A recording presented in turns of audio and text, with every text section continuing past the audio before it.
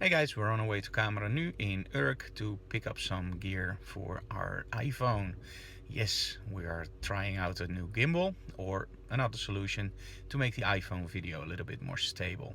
And Anouk is actually fueling up the car, and this blog really is cool because now I have an excuse to not fuel up my own car and ask Anouk to do it, because I have to record this video for you guys.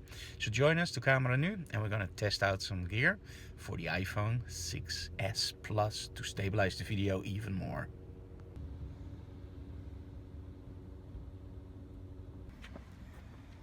So we arrived at Cameranu and this is one of my images, and let me show you the building. There we go. So we're gonna go in and we're gonna check some gimbals for the iPhone.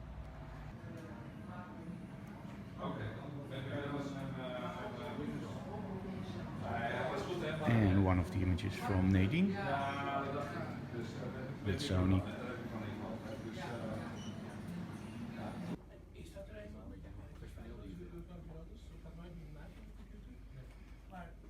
Zolang dat niet, ja, zeg maar getraind is. En dan kun je hem het beste gewoon heel onlogisch wat die daar is doen. open trigger set, draadloos.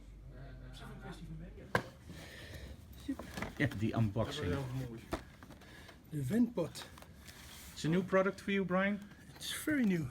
Don't know it yet, but I'm going to know it because of you. It's the iPhone stabilizer. Cool. So you can stabilize your iPhone and you get that shaky images no more. No more shaking Like this. Why do you need a power? because it's a gimbal, so it's powered by a battery.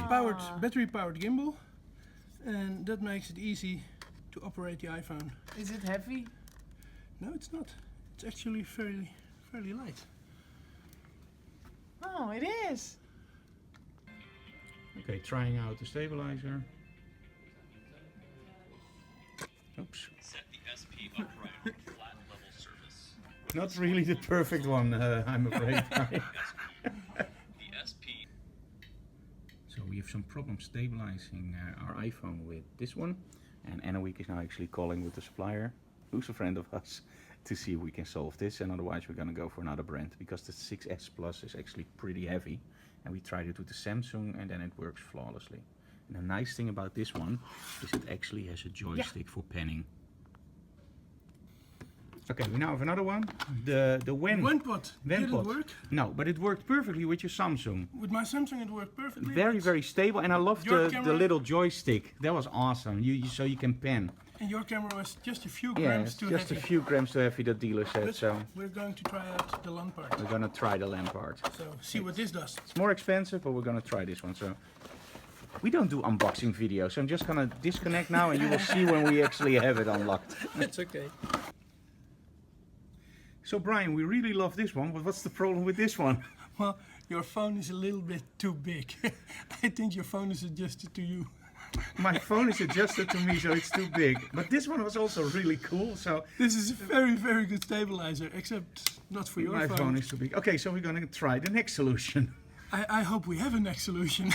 Oh, we have to. Okay, we are Brian, so again. this is the final one we're going to test, right? And otherwise we're just going to use Otherwise the we know iPhone 6s we don't have Plus. to. Yeah. Okay, so we're going to try this one. Okay, so we tried the last one, and this is actually also a really good device if you have a different smartphone than an iPhone 6s Plus. So Brian, I'm guess- afraid we're just going to continue like we are until we find something that does work, because my phone is I too can big. help you.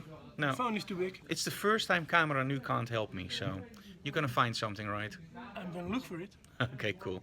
So, well, up to the next part we have to do today. Lunch with some filled paprikas. Very healthy, very good. Okay, I'm going to the studio now to do some checking on something. And after that I have to bring the RV to a testing station. I'm gonna tell you later about that. So we're at the office, and there we have Menno. Hello Menno. Hi. What are you working on? Some blog posts. Some blog posts, okay. And we have Anouk. Hello. I'm working on a TechTools order from Cameranu. Okay, we just went to Cameranu. Okay, that's cool. They ordered again. Okay, so what blog are you working on, Menno? Something for the new Urbex. For the new Urbex workshops. Mhm. That's awesome. Okay, well, I'm gonna see who's entering the store. Hello, Brian. Hello. So this is my son. Hi, how are you? Okay, so we're in the studio now and I have to test some flash performance. Now, I can't show you that stuff because we are actually doing some beta testing for a company. But it's interesting, let me put it that way. So I can show you a lot of stuff that goes on behind closed doors, but not everything. And sometimes we do stuff that, well, I can't even tell in a week about. Anyway, you saw me this morning at Cameranu and we were looking for a gimbal for the iPhone. And as you can see, I'm still filming it without because the problem we had, a lot of the gimbals didn't take my iPhone 6s Plus. Now, I hear a lot of you guys going like, dude, really, it should fit. I agree. The last two we actually tested will fit the iPhone 6s Plus. It's compatible. However, I'm using a rubber case and it's the standard iPhone case. So it makes the iPhone a little bit thicker. If I take it off, the gimbals actually did work. But I don't want to take off my protection every time I want to take a video. For me, the vlog is actually something we do in between. I want to be able to just click in my iPhone and work and not take the case off every time. And in the end, I'm just afraid I will damage my iPhone or I will lose my case, or you know what will happen if you constantly take a case off and on. So that's actually why we didn't buy the gimbals. So don't think they're not compatible with the iPhone 6s Plus, because they are. But I just want to have one that I'm also able to use my case on. And again, I'm not using a Movi case or whatever. It's just a small case. And I think it should be, well, it should be working. So in a moment, we're going to go to the RV after I did this testing. And I will tell you why we have to bring the RV into a test center. Okay, guys, so this is our RV. And we actually bought this for the workshops on location. Now, to be totally honest, when we do a tour in the UK, for example, I was just totally fed up with hotels. And with this, well, we can bring our own gear, we can watch our own TV, and we have internet on board, so we have everything that we actually want. And it's much easier to sleep, it's very comfortable, and we have a lot of storage. The only problem is we're a little bit overweight when we take all the gear. So we have to go to Zwolle to fix this. Okay, so I arrived at RDW in Zwolle, which is the testing station. Now, every car that is in the Netherlands that's on the road has to have a certain license, of course. That's in all countries. And in the Netherlands, that's called the RDW. Now, the main problem is we have an RV, and of course this RV is totally good and it's totally licensed, but you can only drive it up to 3,500 kilograms. Now, that's the law in the Netherlands for this kind of vehicles. However, this vehicle actually is based on a truck. And the truck actually has a load capacity of 3,850 kilograms. So that's 350 kilograms more. Actually, that's a lot of weight. And with these RVs, actually 99% of the RVs traveling are overweight. And you get a big fine, and in some countries it's even illegal. So we wanted to up the weight of the RV because, in all honesty, when Anna-Week and I are traveling, we can bring a box of tissues and we're already over the 3,500 kilograms. Now, the first thing I had to do was get a new license. It's called a C1 license, which I passed. So we have the new license. And at that point, we just have to reconfigure the car, or in this case, the RV, for the 3,850 kilograms. So we had to drive to Zwolle and, well, we're gonna go in and we're gonna see if they redo the car so that you can have the 300 and whatever.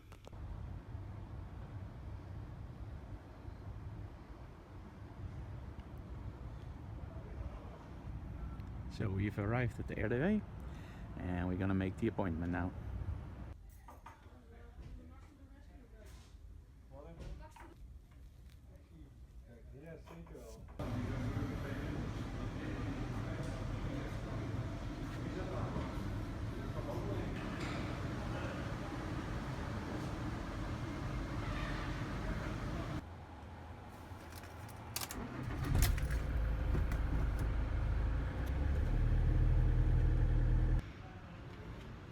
Okay, mission successful.